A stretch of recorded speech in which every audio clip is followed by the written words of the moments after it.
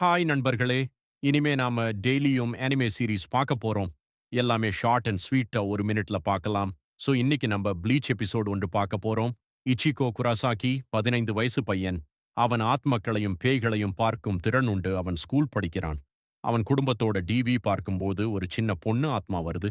அவள சாப்பிட ஒரு ஹாலோ பேய் வருது. பேசிக் ஹாலோ எல்லா சோல்ஸ சாப்பிடும். அப்போ ருகியா குச்சிகி வர்றா. அவ ஒரு ஷினிகாமி, அதாவது சோல் ரீப்பர். இதுக்குன்னு தனியா ஒரு கூட்டமே இருக்கு. அத போக போக பார்க்கலாம். எப்ரோ அவ ஹலோவோட சண்டை போடுறா.